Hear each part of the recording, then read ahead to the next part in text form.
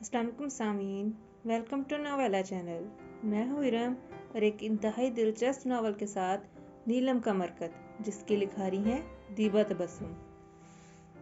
इसके अंगूठा रखते ही डिवाइस ने स्कैन कर लिया और दरवाजे का लॉक खुल गया। साथ ही इसकी गर्दन को आज़ाद कर दिया गया। एक झटके से छोड़ने पर वो बिल्कुल इस कमरे के वसत में ऊंधे मुंह गिर गया, जहाँ दरवाजे वाली दीवार को छोड़कर बाकी तीनों दीवारों पर जा बजा CCTV मॉनिटर्स लगे थे। वो कमरा मुकम्मल CCTV मॉनिटरिंग रूम का मंजर पेश कर रहा था। इस हंगामे पर अंदर मौजूद ऑपरेटर कुर्सी पर बैठा 24 साला नौजवान हड़बड़ाकर खड़ा हुआ था और सामने खड़े अपने मुल्क के सबसे बड़े दुश्मन को देखकर दहल गया था। और जब नज़र यक फर्श पर औंधे मुंह बेहाल पड़े अपने सीनियर एजेंट पर पड़ी तो इसका रंग फक हो गया। इसकी गर्दन की नाली खौफ के मारे उभरने लगी थी। इस तेज़ बरसात और सर्द मौसम में भी इसको पसीने आने लगे थे। मौत इसके सर पर खड़ी थी।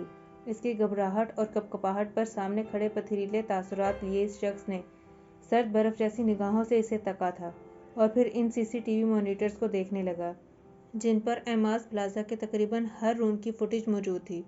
इसने हाथ कुछ बुलंद किया और फिर 4 उंगलियों को हिलाकर इशारा दिया। इसके पीछे खड़े 10-12 असला बरदार इशारा मिलते ही शुरू हो गए। फायरिंग की आवाज़ से इस पोसीदा इमारत की हर एक ईंट लरज़ गई थी।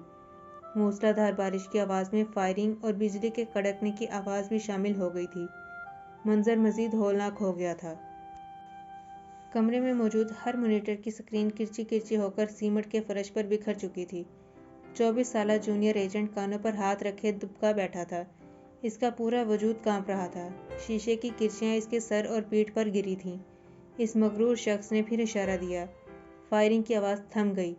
एकदम खामोशी छा गई, ऐसी खामोशी कि सुई के गिरने की आवाज़ भी आए। वो मगरूर शख्स आहिस्ता आहिस्ता मगर मजबूत कदमों से आगे बढ़ने लगा। जूनियर एजेंट और इसके दरमियान एजेंट 37 औंधे मुंह बेसुध पड़े थे। वो इसके ऊपर ही कदम जमाता 24 साला नौजवान की तरफ बढ़ा। वो जैसे ही एजेंट 37 की गर्दन और कमर के उभार के दरमियान खड़ा हुआ, खून उबलकर उसके मुंह से निकलता फर्श को आलूदा कर गया। अब वो जूनियर एजेंट के बिल्कुल सर पर खड़ा था। फिर हल्के से झुककर इसके बालों को मुट्ठी में दबोचते चेहरा ऊंचा किया। इन आंखों से देखते थे ना मेरे खुफिया कारनामे, वो सर्द ठहरे लहजे में गोया हुआ। ठाह की आवाज़ फिजा में बुलंद हुई। इसने एक एक बुलेट इसकी दोनों आंखों में उतार दी। फिर इसके बाल छोड़कर पलटा और एजेंट 37 के पास आ रुका। जूते की नोक से इसके ऊंधे पड़े वजूद को सीधा किया। 1, 2, 3। वो फायर करता रहा, यहाँ तक कि एजेंट 37 का पूरा सीना गोलियों से छलनी हो गया। बड़े बड़े गोल दायरे नुमा सुराख इसकी छाती पर जाहिर होने लगे। तुमने गलती की एजेंट 37, मुझे इंसान समझते थे। मैं इंसान नहीं हूँ, दरिंदा हूँ, दरिंदा। तुम लोगों के खून का प्यासा। वो पंजों के बल बैठा, इसके मुर्दा वजूद को नफरत से देखकर दांत पीस कर गोया हुआ। मैं तुम इंसानों के दिल चीर कर रखने का हौसला रखता हूँ, और तुम मुझसे खेलने चले थे। इसने एजेंट 37 के सुराखों से भरे सीने पर जोर से हाथ मारा। वो उछल कर फिर ढह गया था। इसने 2-3 सुराखों में शहादत की उंगली डालकर खींच ली। इसके आसपास तमाम गन मैन वैसे ही रिपोर्ट की तरह खड़े थे।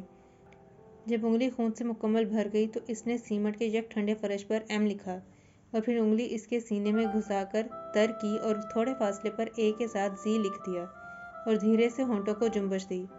मिनहाज अज ज़हाक, दुनिया मुझे M आस के नाम से जानती है। हा हा हा, एक बेहंगम कहका लगाकर वो फातिहाना मुस्कुराहट लिए वहाँ से निकलने लगा। इसकी चाल में अब की बार सरशारी की कैफियत भी शामिल थी। वो इमारत के आखिरी सिरे पर पहुंचा था जब एक गन मैन वहाँ पहले से इसके लिए छतरी लिए खड़ा था। सामने सड़क पर अंधेरा ही अंधेरा था। बिजली कड़की और सड़क का मंजर साफ नजर आया, जहाँ एक लंबी कतार में 4 असला बरदार गाड़ियाँ खड़ी थीं।